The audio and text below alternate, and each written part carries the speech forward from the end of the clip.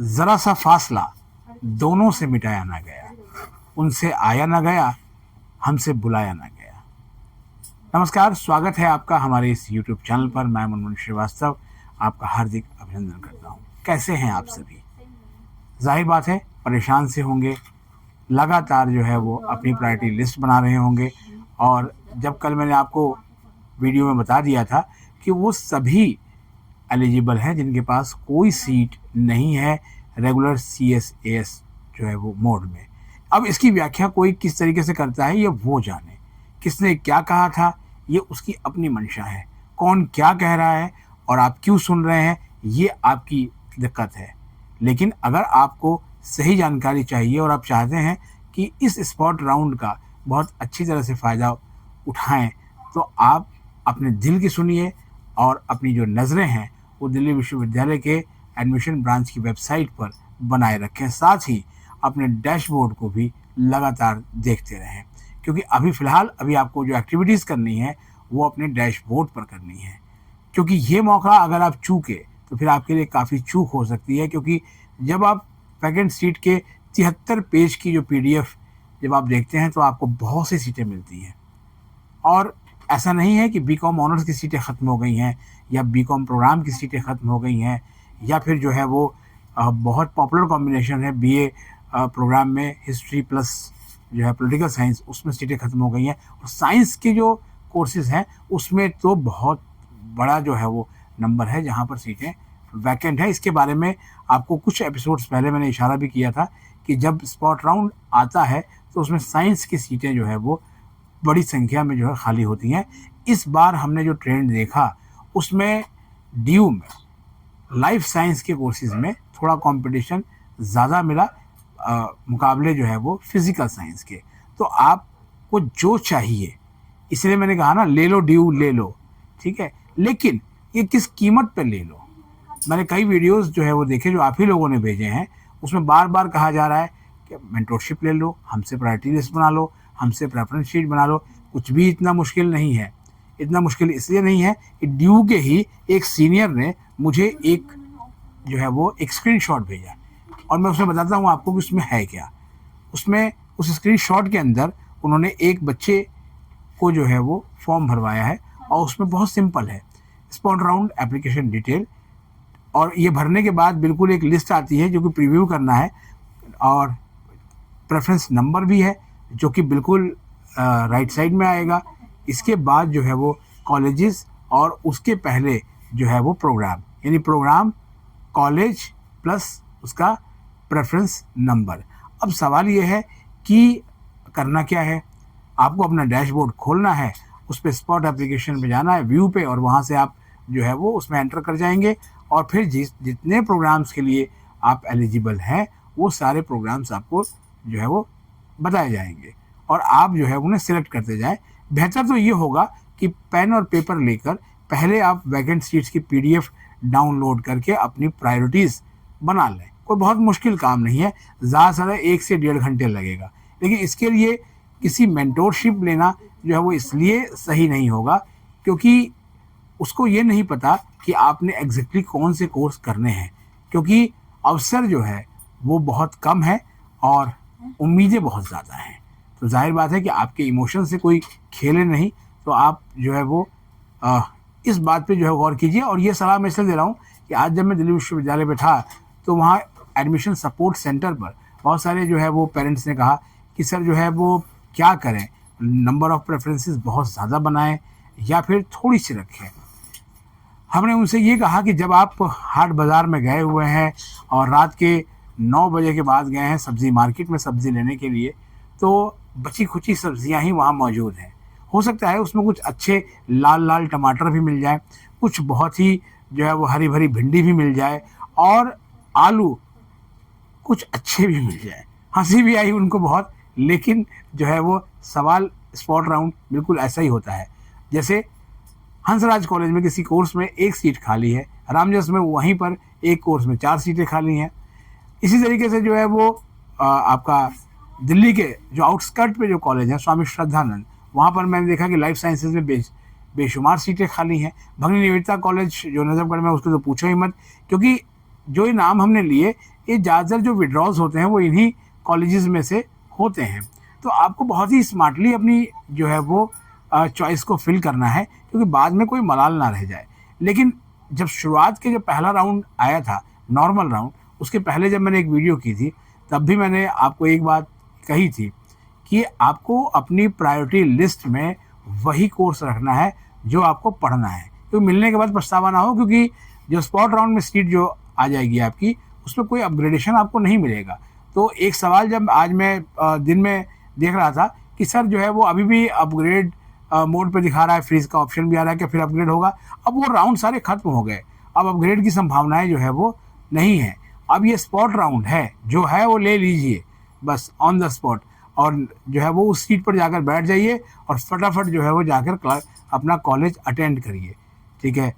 और इसमें बहुतों को जो है वो अच्छा कोर्स मिल जाता है, ये पास्ट एक्सपीरियंस भी रहा है मेरा, और वही सीट्स, वैकेंट सीट जो है वो बता भी रही है। तो आप अभी बहुत देर मत लगाइए, आराम से पेन पेपर लीजिए और ये करिए। अब आते हैं उन मैसेजेस पर।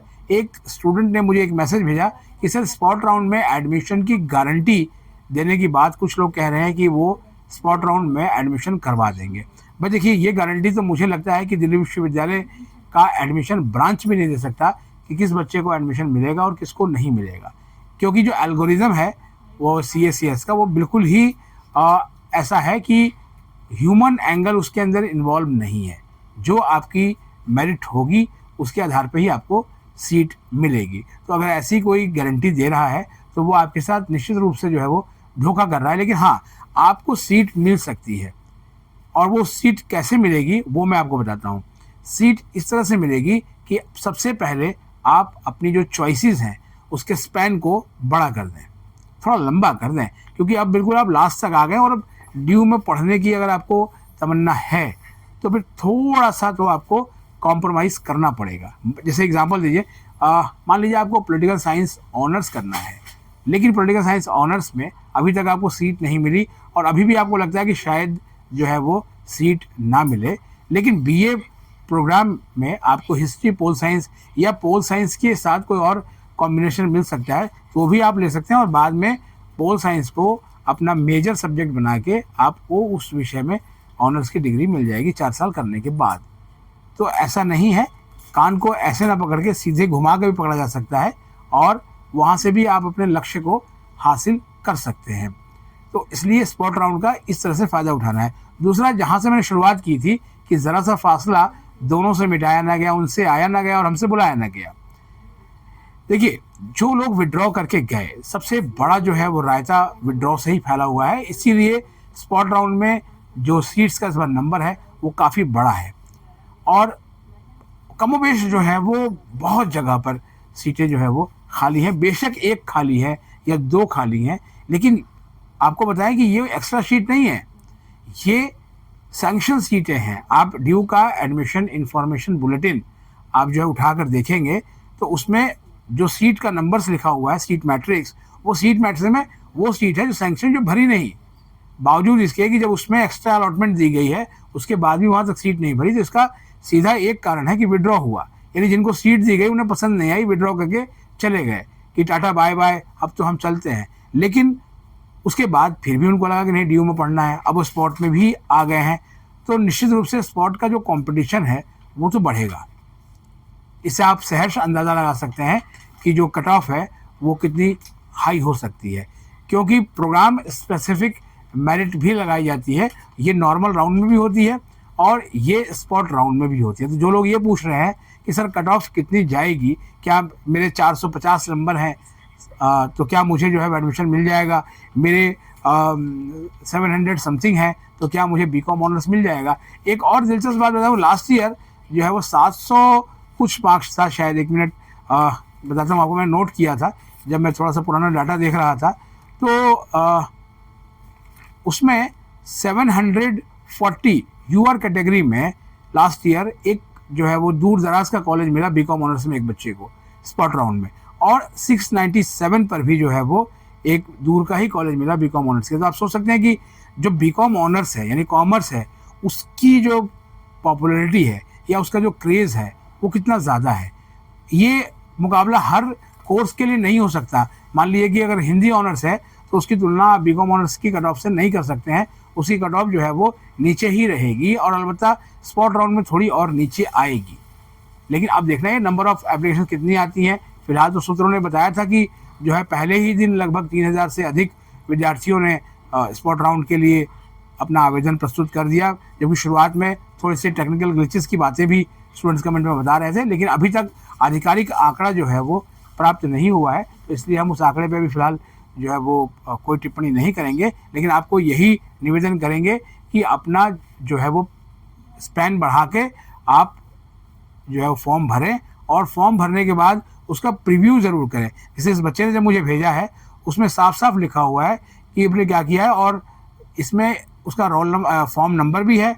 इसके अलावा स्पॉट एप्लीकेशन का स्टेटस भी है, उसमें दिख रहा है नॉट सबमिटेड, यानी अभी इसने सबमिट नहीं किया है, केवल ये बच्चा जो है वो प्रीव्यू देख रहा है। और इसने बहुत सारे जो है वो कोर्सेज रखे हैं, इसने ऑनर्स कोर्स भी रखा है और इसने जो है वो प्रोग्राम कोर्सेज भी रखा है। इसके अलावा जो है लास्ट में जब आप इसको सबमिट करेंगे तो 1 2 3 4 5 जो है वो बॉक्स आएंगे जिनको कि आपको मेंशन कर देना है कि मैंने सही से पढ़ लिया है, गाइडेंस स्पॉट राउंड की फॉलो कर ली है। ये सारी जो है वो मोटा मोटा बहुत बेसिक सी जो है वो चीज़ें हैं।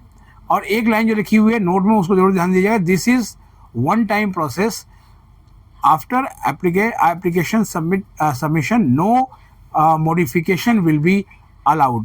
Please select your options carefully. Use update preference button if you wish to update your preference. Only submitted application will be considered for spot round. यानी कि जो आपने एप्लीकेशन अपनी जमा की है वही प्रेफरेंसेस आपकी कंसिडर की जाएगी सीट अलॉटमेंट के लिए। तो आप प्रीव्यू इसका ज़रूर कर लें। आपके कुछ और क्वेश्चंस हैं तो आप उसे कमेंट बॉक्स में लिख दीजिए। फिलहाल यही कुछ कॉमन क्वेश्चंस थे स्पॉट राउंड को लेकर जिनके जवाब हमने यहाँ आपको दिए। हमारे चैनल पर नए हैं तो चैनल को सब्सक्राइब कर लें और वीडियो को लाइक करें। और लाइक करने के साथ आजकल राइट हैंड में एक हाइप बटन भी आता है और मैं चाहूँगा कि आप उस वीडियो को हाइप ज़रूर दें। और मिलते हैं एक और एपिसोड के साथ, तब तक के लिए नमस्कार।